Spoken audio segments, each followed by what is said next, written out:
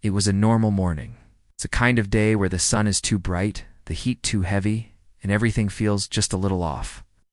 I had just finished my shift at the construction site overseas and was sitting down for a break when my phone buzzed. A quick glance at the screen showed it was a message from Hertha. Last person I thought I'd be hearing from. Hey, the message started, but the words that followed hit me like a punch to the stomach. I'm filing for divorce. I've already started moving everything into my name. You won't get a penny of the money we've worked for. I stared at the message, frozen. I blinked several times trying to process what I had just read, but the words didn't change. Divorce? My wife? Our money. It didn't make sense. My heart raced as I reread it, expecting it to be some cruel joke or a misunderstanding. But it wasn't. In that moment, the world around me seemed to collapse. The noise of the construction site, the bustle of the other workers, it all faded. I was standing in the middle of a desert, thousands of miles away from the woman I had pledged my life to, and she was telling me it was over. And not just that, Tit felt like she was taking everything. The thought of our home, our life together, being erased with a single text, made my stomach churn. I could barely hold onto the phone, my hands shaking. I tried to think, tried to force my brain to make sense of the words, but nothing added up. Why? How could she do this? I called her immediately, but it went straight to voicemail. I left a message, trying to keep my voice steady, but it was impossible. What's going on? Please, just talk to me. Why are you doing this? No answer. I sat down on the dusty bench, my mind spinning. I couldn't breathe. It was as if I had been punched in the chest and the air had been knocked out of me. I thought about the last time we spoke before I left for this job. We had talked about the future. We had made plans. How could everything be gone so quickly? I didn't know what to do next. The anger, the confusion, the hurt, they all mixed together, and I couldn't find a way to make it stop. I had just lost everything and I didn't even know why. I still remember the first time I saw her. It was in a small cafe near the university, and I was sitting alone at a table, buried in textbooks, trying to get ahead on an assignment I had procrastinated on. She walked in with a friend, laughing about something, her voice cutting through the noise of the room like a melody I couldn't quite catch. I remember thinking how easy it was for her to light up a room, how her energy was so magnetic that you couldn't help but be drawn to her. I didn't even realize I was staring until she caught my gaze. She smiled, a soft curve of her lips that made my heart skip, before turning her attention back to her friend. It was months before we actually spoke. We bumped into each other again one evening, both grabbing the last slice of pizza from a late night study session. We laughed about it, the awkwardness fading as we found common ground over our shared struggles with school and life. From there, things moved quickly. Our connection was undeniable. We started spending more time together late night. Talks about everything and nothing. It was effortless. She understood me in a way that no one else did, and I felt like I was finally with someone who just got me, as we went through the ups and downs of college life. She was my constant. When I was stressed about exams, she was there with a warm meal or a quiet walk in the park to help me unwind. When I was questioning myself, she was there, gently reminding me of my worth. We talked about everything, our hopes, our dreams, our fears. We were building something real, something strong. I could see a future with her. It's a life I had always imagined but never knew how to create. A life with love, with laughter, with support. We shared the same values, the same goals. We talked about getting married, about creating a family, about growing old together. It felt like we were on the same path, walking side by side, each step bringing us closer to the life we both envisioned. The proposal came during a weekend getaway to the mountains. We'd hiked up to a spot with an incredible view of the valley below. The air was crisp, the wind carrying the scent of pine. And the silence between us was so comfortable that it felt like we were the only two people in the world. I remember kneeling in front of her, the ring in my hand, and asking her to be mine forever. She didn't hesitate. Her smile, her yes it, was everything I had hoped for. I felt like I had found the person I was meant to spend my life with. We got married a year later. The ceremony was small, but beautiful, surrounded by the people who had supported us through our journey. The vows we exchanged that day were simple, heartfelt promises to love and cherish each other. No matter the obstacles life would throw our way, it was everything I had imagined. I thought we had built a strong foundation, a bond that couldn't be broken. I trusted her completely. And for a long time, I felt like everything was exactly as it should be.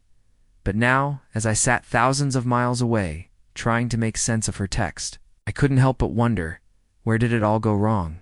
The cracks didn't appear overnight.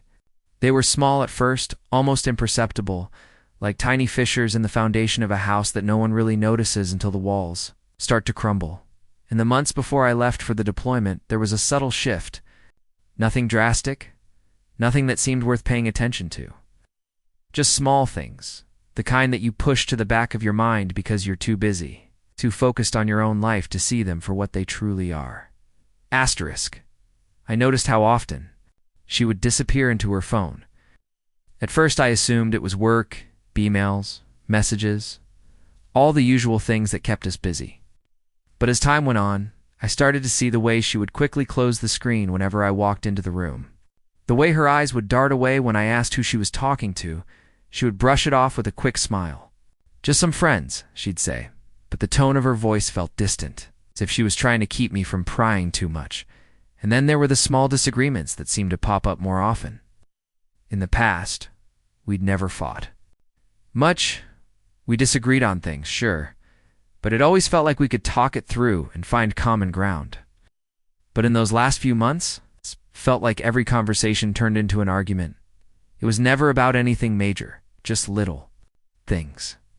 A comment I made about how I wanted to spend our last weekend together before I left, a decision about what to do with some money we'd saved. Even the way I suggested rearranging the furniture in the living room, she'd snap back in a way that felt ... off, dismissive, like she wasn't hearing me. Or worse, like she didn't care to listen. I remember one night just before I left, sitting at the kitchen table and asking her how she was feeling about me being gone for so long. She didn't look up from the plate she was cleaning. "I'll be fine," she said. "It's just the usual. You'll be back before we know it." But there was something in her eyes that didn't match her words. It was like she was already preparing for the distance, already shutting me out, even before I left. I wanted to ask more, to dig deeper, but I didn't. I didn't want to believe that something was wrong. I told myself I was just overthinking things. She was stressed, I reasoned. Life was busy. We were both exhausted, both dealing with the pressure of my deployment and everything that came with it. I made excuses for her, just as I always had. But even then, in the back of my mind, a quiet voice told me to pay attention, to ask the hard questions, to dig a little deeper. But I didn't listen to it. I thought we were solid. I thought our relationship was stronger than any small argument or moment of distance. It wasn't until that text message that I realized how wrong I had been. All those small moments, the coldness, the emotional distance, weren't just temporary. They were signs. I had ignored them because I didn't want to believe that the woman I loved could be slipping away from me. I sat there, my finger still hovering over the screen of my phone, the words from her message staring back at me. It didn't feel real. It felt like a bad dream. One I would wake up from any second, but the screen didn't change. "I'm filing for divorce. I've already started moving everything into my name. You won't get a penny of the money we've worked for." I blinked several times trying to make sense of what I was reading. There had to be a mistake, a misunderstanding. Maybe she was just upset. Maybe she thought it was some kind of joke. But the more I looked at it, the more the words burned into my mind. Each one a reminder that what I thought was solid and unshakable was nothing more than sand slipping through my fingers. I could hardly breathe. My chest felt tight, like a vice, was slowly tightening around my ribs. I kept trying to look at the message in different ways, as if somehow, in a different light, the truth might reveal itself differently. But it didn't. It was the same cold, blunt truth. I had chosen this. She had decided to take everything, and it was all happening while I was thousands of miles away. There was no face-to-face conversation, no explanation, no closure, just a text message. A cold, sterile notification of the end of everything I thought I knew. How could she do this to me? The thought kept repeating in my head, each time louder than the last. Asterisk. I should have felt anger, should have thrown my phone against the wall in a blind fury, but I didn't. All I felt was this hollow emptiness, like I was floating above my body, looking down at the wreckage of everything I had believed in. The person I had given everything to, the person who knew me better than anyone, had just shattered me with a message. It felt so impersonal, so cruel. I wanted to scream, to call her, to demand an explanation. But the cold weight of it hit me like a wave. I couldn't even form the words. She had already made her decision. There was nothing left to say. Instead, I stared at the message, almost unable to comprehend that this was the woman I had shared everything with. The one who I had trusted with my heart, my soul, my life. She didn't even have the decency to do it face to face. She didn't give me the respect of talking to me, of explaining things. No, it was easier to send it over a text, impersonal, detached, as if I were some stranger she had no emotional connection to anymore. I tried to call her, but my hands were shaking too much to even dial properly. When the call went to voicemail, I left a message, the words catching in my throat. Why? Please. ... Just talk to me. Why are you doing this? But there was no response. The hurt was suffocating. The betrayal cut deeper than anything I'd ever felt before. It wasn't just about the divorce. It was the fact that she had treated it like a business transaction. There was no empathy, no consideration for the life we'd built together. How had it come to this? I thought to myself, staring at the phone, feeling more alone than I ever had before. I didn't know how to move, how to think, how to breathe. Everything felt like it was happening in slow motion, like I was watching my life fall apart from the outside. The words she'd sent were still replaying in my head, but I couldn't make sense of them. I've already started moving everything into my name. You won't get a penny of the money we've worked for. The finality of it felt like a punch to the gut every time I let myself think about it. I couldn't understand how this had happened. How had we gone from building a future together, from making plans, from sharing everything, to this? Was it really that easy for her to just walk away? To take everything we had built, everything we had worked for, and throw it all away in a text message? I sat in my small apartment overseas, the silence pressing in on me like a weight I couldn't shake off. I tried to focus on anything, but nothing felt real. I couldn't think straight. Every time I closed my eyes, I saw her words on that screen. The coldness of it all was suffocating. There was no emotion in it. There was no regret, no compassion, no consideration for the years we had spent together. It's just nothing. I kept asking myself over and over, what did I miss? The small signs were there. I knew that now. The distance, the coldness, the way she pulled away from me when I tried to get close, but I had ignored it. I had convinced myself everything was fine, that we were just going through a rough patch. I thought she loved me. Thought we were a team. How could I have been so blind?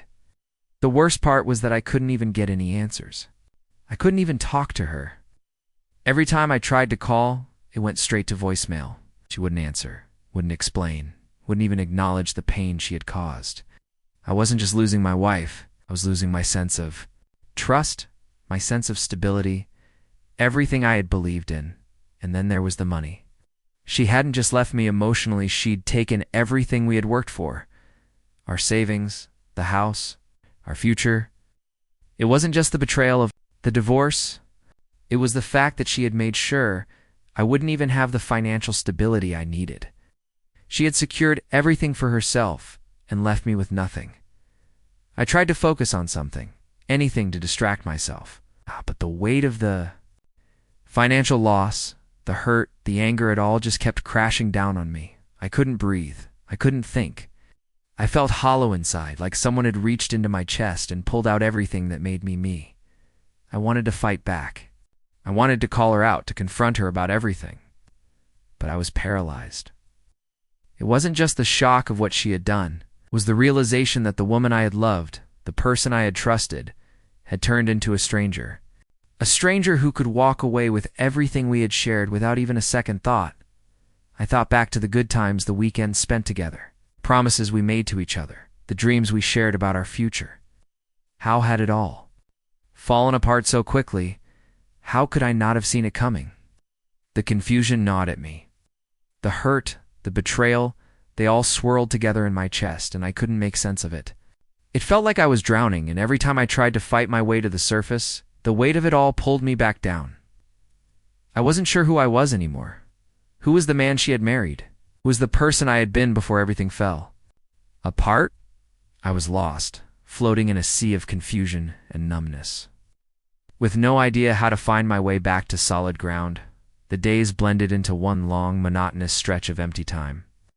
The warmth of the desert sun beat down on me during the day, and at night the cold seemed to cut through me, but neither heat nor chill could offer any relief. I couldn't escape the suffocating weight of what had happened. I didn't want to talk to anyone. I didn't want to explain myself, to open up to people who couldn't possibly understand what I was going through. How could I? Who would even get it? They'd never been where I was, emotionally shattered and so far away from home. They didn't know her. They didn't know how much I had trusted her, how much I had believed in us. The silence in my small apartment overseas was deafening. I'd hear my coworkers in the barracks talking about their families, about their wives and kids, and it only made me feel more alone. They'd ask how I was doing, but I'd give the same empty answer I always gave. I'm fine. I wasn't fine. I hadn't been fine for weeks, but how could I tell them? I felt invisible, like I was slipping through the cracks of my own life. I couldn't talk to her. She had shut me out completely. And even if I could get a word in, what would I say? What could I say that wouldn't feel like desperation? I spent hours walking around the compound at night, trying to find something, anything, that would take my mind off what had happened. But it never worked. The pain was always there, gnawing at me, deeper with every passing moment. Every thought I had was tainted by it. My past with her, my hopes for the future. The person I had thought she was all of it, gone in the blink of an eye. I'd sit on the edge of my bed, staring at the walls of the small room. The clock would tick away the minutes, but time felt like it had stopped moving, I would think. Back to all those moments we had, shared the laughter, the late-night conversations, the quiet mornings spent making breakfast together. All of it now felt like a cruel joke. How could she have turned into someone capable of doing this to me? How could someone who had promised to love and care for me, someone who had known me better than anyone, just disappear into nothing? It wasn't just about losing her, it was about losing myself. I had trusted her with everything. And now here, I was 1,000 miles away, not even knowing who I was anymore. I couldn't shake the feeling of abandonment, the sharp sting of betrayal. It was as if I had been discarded, a piece of trash she no longer needed. I tried to distract myself with work, but my mind kept drifting back to her. What was she doing? Was she already moving on? Was she happy without me? And then the guilt would hit, the feeling that I should have seen the signs, that I should have known something was wrong, should have been able to fix it, to stop it before it got to this point. But I hadn't. I hadn't been strong enough. To see it, I wanted to scream, to throw something, to make this pain go away. But I couldn't. I was paralyzed. The isolation pressed in on me like a weight I couldn't escape. Every day felt like a battle I wasn't sure I was winning. There was no one to talk to, no one who could understand. I was stuck, trapped inside this empty, broken version of myself, and I didn't know how to get out. I had thought that the hardest part of being overseas would be the distance, the physical separation from her, but the real pain, the one that twisted inside me like a sharp blade, was the emotional distance. She had walked away from me, and I was left stranded in this foreign place, with no way to find my way back to the person I used to be. I was drowning. No one even knew it. The flight back felt like the longest of my life. I had convinced myself that things would feel better when I got home. Maybe the space, the distance, would allow me to breathe again. I thought I could reset, regain control of everything that had been lost. But I was wrong the moment I stepped into the house. The weight of everything hit me with a force I wasn't prepared for. The door creaked open, and there it was, the home I had imagined I'd return to, the place that was supposed to be our safe haven. But now it felt like a tomb. I didn't even know where to begin. The furniture, the pictures on the walls, the familiar scent of our living roomette, all seemed so foreign. Like I had walked into someone else's life. The house was empty. Absence of noise. It was an absence of warmth, of the life that used to fill this space. I stood in the doorway, taking it all in, trying to convince myself that this was just a bad dream, that she'd come back and everything would be okay. But there was no sign of her. No hint of the person I had loved so deeply. Her absence was like a void in the house, and it echoed through every room. I walked into the living room, running my fingers over the edge of the coffee table, the same. One we'd sat around countless times, talking about the future, making plans. Now it felt like a monument to everything that had fallen apart. The television was still there, the couch where we'd spent lazy weekends watching movies. Now just a piece of furniture I couldn't bring myself to sit on. I made my way upstairs, my feet heavy as I climbed the steps. Our bedroom door was slightly ajar, and for a moment I thought I could hear her laughter, her voice. But when I pushed the door open, the room was just as I had left, it cold, empty, and untouched. She had already taken what she wanted. The bed we shared, the sheets we had picked out together, everything felt like it belonged to someone else. Now, the closet was half empty. Her things were gone, replaced by the cold, barren space where they had once been. Her side of the bed was stripped, the pillow fluffed and neat, just like she had never been there. I tried to tell myself it was okay, that it was just a space to rebuild, a place to move forward. But I couldn't shake the overwhelming sense of loss. I moved into the kitchen, the place where we had shared countless meals, talked about our day, and made plans for the future. But now, the counters felt bare, the cupboards quiet. I reached for a glass, but my hand shook as I picked it up. I hadn't realized how badly I was trembling until that moment. I thought about calling her, asking where she had gone, why she had taken everything without a word. But as I stood there, I realized it wouldn't matter. She wasn't here, and whatever remained of us was gone. I walked back into the living room, sat down on the couch, and for the first time in a long while, I allowed myself to just feel it. The hurt, the loneliness, the weight of the betrayal was suffocating, almost unbearable, like I couldn't escape it, no matter how hard I tried. I had thought returning home would somehow bring closure, but instead, it felt like the door had slammed shut on a chapter of my life that was never going to open again. There was nothing left here for me, not her, not the future we had talked about, not even the life we had shared. I was alone. And in this house, in the life I had built, I felt like a stranger. There was nothing left to hold on to. No family, no partnership, no trust. Only the cold reality of what had happened, and the slow, painful realization that my life, the one I had spent years building, was no longer mine. I couldn't let it sit any longer. The silence, the unanswered questions, the overwhelming sense of betrayal had all built up inside me, and I couldn't just ignore it anymore. I needed answers. I needed to hear it from her, to understand what had happened, why everything had changed so suddenly. I called her. The phone rang several times before she finally picked up. My heart was pounding, and for the first time in a long while, I actually felt something: anger, hurt, frustration, all of it, crashing over me in waves. Why? I blurted out the second I heard her voice. It wasn't a greeting. It wasn't even a question. It was a demand, an eruption of everything I had been holding inside. Why did you do this? There was a long pause on the other end, a hesitation I could almost hear. What do you mean? Her voice was flat, like she had already made up her mind and was no longer invested in any explanation. Don't act like you don't know what. I mean, I felt the frustration rising, threatening to swallow me whole.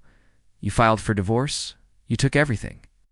You couldn't even say it to my face. You just texted me. You just left. I took a shaky breath, trying to hold it together. How could you do this? After everything we've been through, everything we built together, I thought we were better than this. Thought you cared about me. Her response was cold. Thought this was what was best. You've been gone so much lately. I couldn't keep living like this. Living like this? It felt like a slap in the face. I wanted to yell, to scream, that she had no idea what it was like for me, stuck overseas, trying to make a living for us, only to come home to this. I thought we were on the same team, thought we understood each other. I was doing everything I could to make sure our future was secure, said, my voice shaking with a mix of anger and disbelief. I was working for us, for our future, and you just took everything, she sighed, almost like she was bored. It's not that simple. I had to do what was best for me and for the kids. I wasn't getting what I needed from you anymore. Her words cut deeper than I thought they would. What you needed, I repeated, the confusion thick in my voice. What does that even mean? You never told me you needed anything more. You never gave me a chance to fix it. I didn't think it was something you could fix, she said, her tone dismissive, almost like she had already moved on, like she had already detached herself from everything we had shared. I tried. I really did, but you were never really there. You were always working, always away, and the distance between us just grew. I felt like the air had been knocked out of me. You didn't try to tell me, I snapped. You shut me out. You didn't give me the chance to fix things. You just did it. Her silence spoke volumes. There was no apology. There was no remorse in her voice, just cold indifference. I don't know what you want from me, she said flatly. I've made my decision, and I'm not going to explain myself anymore. I'm done. Done. That one word hit me harder than anything else. She was done. That was it. I felt this sickening emptiness wash over me, a feeling I couldn't shake no matter how hard I tried. I had trusted her, given her my heart, my time, my future, and now she was just done. There was nothing left to say, nothing left to fight for. Fine, I said, my voice barely above a whisper, drained of all emotion. I guess that's all I need to know. I hung up before she could say anything else. I couldn't bear to hear any more from her as I sat there in the silence that followed. I felt like I had just lost everything, not just the life we had built, but the person I had thought she was. She had completely shut me out. I wanted to scream, to break something, to make this all make sense, but I was too tired. The frustration, the hurt, the betrayal, it had all worn me down. There was nothing left. It wasn't easy, not by any stretch. The days after the confrontation felt like an endless blur of numbness and exhaustion. The raw pain of betrayal still gnawed at me, a constant reminder of everything I had lost. I had hoped that the answers I had sought from her would somehow make everything clear, but they only left me more broken, more isolated. But despite the weight of it all, there came a point where I knew I couldn't keep living like this. I couldn't keep drowning in the endless swirl of anger, hurt, and confusion. I had to do something, anything, to start putting myself back together. So I took the first step. I reached out for help. It was humbling in a way to admit I couldn't do this on my own, but I called a therapist. The idea of talking to someone, a complete stranger, about everything that had happened seemed terrifying. I didn't want to feel weak, didn't want to burden anyone with my pain. But as soon as I walked into that office, I knew I had made the right choice. The first session was raw. I poured everything out, the hurt, the betrayal, the confusion. The therapist listened, really listened, without judgment, and for the first time in a long time, I didn't feel so alone. Slowly, we began to unravel the emotions, the past, the mistakes I had made, the things I had missed. But more than that, I started learning how to process everything, how to understand my feelings without letting them control me. Therapy became a lifeline. I learned tools to cope with the overwhelming emotions that would hit me at unexpected moments. I started understanding how I had neglected myself in the marriage, how I had put her needs before my own and forgotten how to take care of me. Slowly, I began to rebuild my sense of self-worth. I had allowed her actions to define my value, but through therapy, I started to realize that I was enough on my own. Alongside therapy, I made an effort to reconnect with my family and friends. At first, it was hard. I didn't want to talk about it. I didn't want to admit how lost I felt. But as I started opening up, I realized how much I had been isolating myself. My friends didn't judge me. My family didn't blame me. They offered their support, their shoulders to lean on, their encouragement to keep moving forward. Little by little, I began to rebuild. I started doing things for myself, again, things I had long neglected. I picked up old hobbies, spent time with people who made me laugh, and for the first time in a long time, I allowed myself to enjoy life again. I didn't have all the answers yet, but I was learning to live in the present, to not let the past define me. The road was long, the healing was slow, but with each step, I grew stronger. I stopped waiting for closure from her, stopped trying to understand the whys and the hows. I started to understand that the healing process wasn't about hurt, it was about me. It was about reclaiming my life, my happiness, my peace. I wasn't the same person I had been before. It's the man who trusted blindly, the one who believed in the fairy tale, the one who thought love could overcome anything. He was gone. But in his place was someone stronger, someone more aware of his own worth, someone who had faced unimaginable pain and come out the other side stronger for it. Through therapy, through the support of loved ones, and through taking small steps every day, I began to find my footing again. I started to believe in myself. I started to believe that I deserved more than what she had taken from me, and slowly I began to see the light again. It's strange how time has a way of softening things. It's not erasing the pain, but allowing you to look at it from a different perspective. A year has passed since everything fell apart, since the betrayal, the heartbreak, the loss. Well, I'll never forget it. I've learned to live with it, to accept it as part of my story. I used to think that healing was about finding a way to fix what was broken, to somehow make everything right again. But now I realize that healing is about understanding that some things can't be fixed, not everything, not all at once.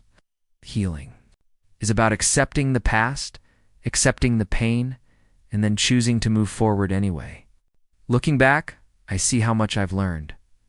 About myself, about love, about trust. I had built my entire life on the belief that love could overcome anything, that as long as we cared enough, we could weather any storm. But the truth is, love is only as strong as the trust and respect that back it up. And sometimes, even the strongest love can't survive if one person isn't willing to fight for it. The hardest part wasn't the betrayal, the emotional scars she left on me. I had given so much of myself to her, to our life together, that I had forgotten to care for the person who mattered most, me. But I'm learning to love myself again, to care for myself, to believe that I'm enough on my own. And that, in itself, is the greatest gift I could have given myself. The road to recovery wasn't easy. There were days when I couldn't see the way forward, when I wondered if I would ever feel whole again. But slowly, piece by piece, I rebuilt myself. It wasn't about forgetting the past. It was about learning from it. It was about knowing that no matter how deep the wound, I was strong enough to heal. I've come to accept the divorce. To accept what she did, even if I'll never understand it. The questions that linger, the whys and the hows, they no longer hold power over me. I don't need answers from her anymore. I found my own answers. What matters now is the life ahead of me. The life I'm creating for myself. It's not perfect, and it's not what I thought it would be, but it's mine. I'm learning to trust again, not just in others, but in myself. I'm learning that I can be happy, that I can move forward, that I can thrive.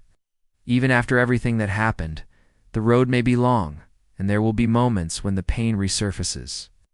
But I know that I'm stronger now, wiser, more aware of what I deserve and who I am.